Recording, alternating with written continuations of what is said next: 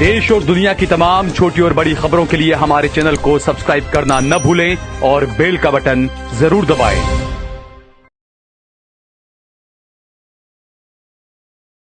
नमस्कार दोस्तों, स्वागत है आपका देश लाइव में और आपके साथ मैं हूं आशिमा त्यागी। दोस्तों, बिहार का चुनाव सिर्फ राज्य की सत्ता का संग्राम नहीं बल्कि देश की सियासत का थर्मामीटर भी है। 2025 के इस रण में एग्जिट पोल्स की तस्वीर इतनी उलझी हुई है आपस में कि कोई इसे एनडीए की सुनामी कह रहा है तो कोई महागठबंधन की बवंडर वाली वापसी। टीवी स्टूडियो, राजनीतिक गलियारे, चाय की दुकानें, हर जगह सिर्फ एक ही चर्चा, कौन होगा बिहार का अगला सीएम। ज्यादातर जो सर्वे है वो एनडीए को बढ़त देते दिखाई दे रहे हैं, लेकिन दो बड़े एग्जिट पोल महागठबंधन को सरकार बनाते हुए दिखाई दे रहे हैं। और सबसे दिलचस्प इन तमाम चीजों के बीच राजनीतिक अनुमान के लिए मशहूर फलौदी सट्टा बाजार का रुख तेजस्वी यादव की ओर झुका दिख रहा है। अब सवाल यह है कि क्या इस बार आंकड़े पलटेंगे या बिहार फिर उसी राह पर चलेगा।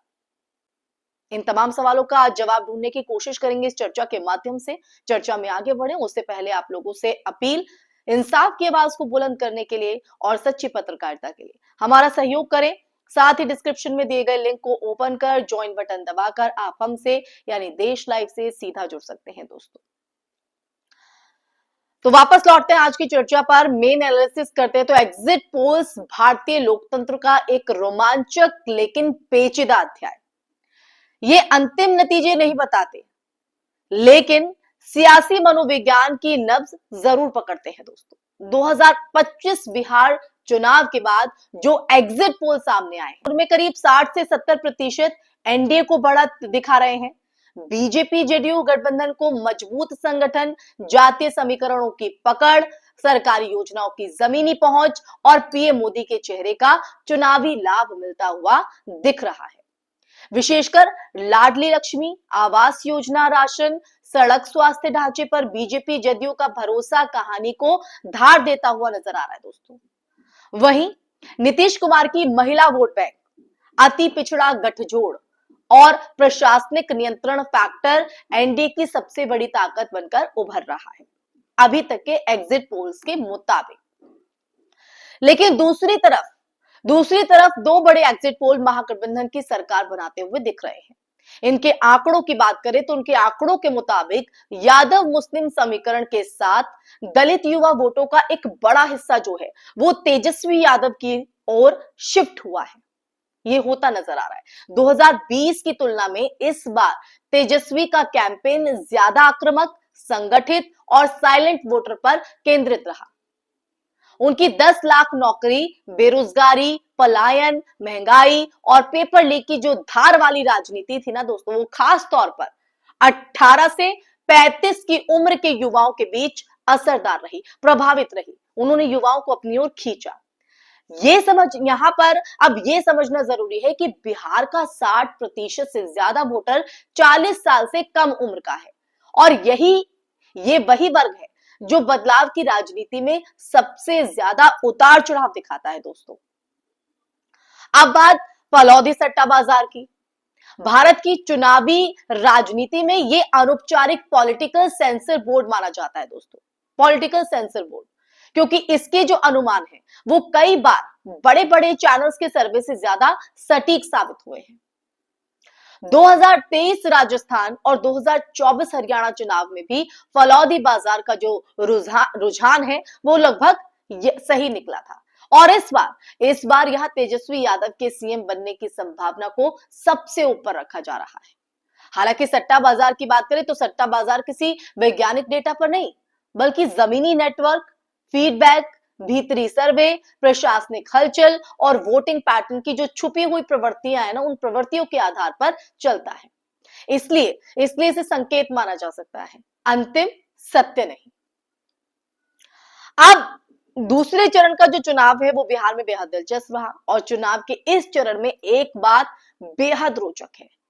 जहां एनडीए स्थिर सरकार विकास निरंतर के नारे के साथ वोट मांग रहा है, वहीं महागठबंधन बदलाव और आखिरी मौका की भावना के जरिए मतदाताओं को साध रहा है। एनडीए का यह दावा है कि उसने कानून व्यवस्था और इंफ्रास्ट्रक्चर को पटरी पर लाया है। तो विपक्ष कह रहा है कि वरीयता सड़क नहीं, रोजगार और सम्मान की होनी चाहिए, यानी वो प्रायोरिटी बता रहा है विपक्ष। एनडीए के पास संगठन और संसाधन की जो ताकत है, तो महागठबंधन के पास जमीनी भावनात्मक कनेक्ट और एंटी इनकम्बेंसी की संभावित धार। आप समझिए कितना अहम और दिलचस्प है इस बार का बिहार चुनाव। अगर हम पिछले ट्रैक रिकॉर्ड पर नजर डालें दोस्तों, तो बिहार में एग्जिट पोल अक्सर करीब तो आते हैं, लेकिन 180 डिग्री भी पलट चुके हैं। 2015 में एग्जिट पोल ने एनडीए को बढ़त दी थी, सरकार महागठबंधन ने बनाई, और 2020 में जो आंकड़े हैं वो महागठबंधन को आगे दिखा रहे थे। लेकिन सरकार एनडीए की बन गई, और मतलब ये साफ है कि बिहार में आखिरी खेल मतगणना के आखिरी राउंड तक चलता है। यहां जो वोट शिफ्ट साइलेंट होता है, वो साइलेंट होता है, और साइलेंट वोटर ही सरकार का सबसे बड़ा जो है, ये साइलेंट वोटर जो है वो सरकार को सबसे बड़ा किंग मेकर बनता है। इस बार एक नया फैक्टर जोड़ा गया, माइक्रो टारगेटिंग, बूथ मैनेजमेंट और ध्रुवीकरण बनाम नौकरियां। अब देखना यह है दोस्तों कि बिहार की जो जनता है, मतदाता है, वो पहचान को भारी मानता है या आकांक्षा को।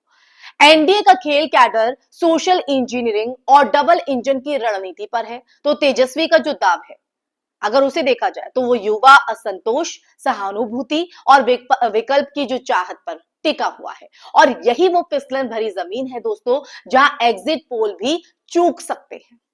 यानी जो नतीजे एग्जिट पोल के सामने, एग्जिट पोल के मुताबिक आ रहे हैं, वो इस तस्वीर को पलट सकते हैं। अब घड़ी की सुई 14 नवंबर की ओर भाग रही है दोस्तों, तेजी के साथ। दावे पड़े हैं, नतीजे अज्ञात है, और बिहार हमेशा की तरह अनुमानों से आगे जाकर चौंकाने को तैयार है। क्या नीतीश बीजेपी की जोड़ी इतिहास दोहराएगी? क्या तेजस्वी सत्ता की बाधा तोड़ इतिहास लिखेंगे, या फिर बिहार एक नई राजनीतिक पटकथा का जन्म देखेगा? बात चाहे एग्जिट पोल की हो, सट्टा बाजार की लहर की हो, या फिर नेता मंत्रियों की जीत के दावे, फैसला सिर्फ और सिर्फ ईवीएम के अंदर बंद बिहार की जनता की उंगली में है दोस्तों। 14 नवंबर तक इंतजार कीजिए दोस्तों, क्योंकि बिहार सिर्फ चुनाव नहीं लड़ता,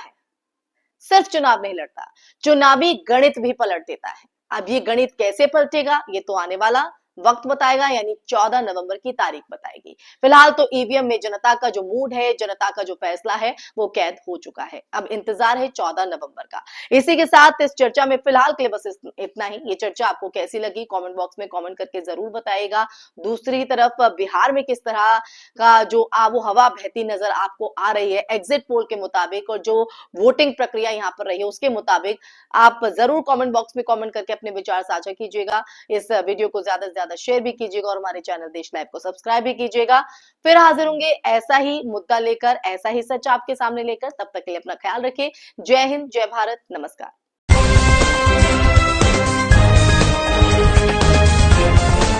देश और दुनिया की तमाम छोटी और बड़ी खबरों के लिए हमारे चैनल को सब्सक्राइब करना न भूलें और बेल का बटन जरूर दबाएं।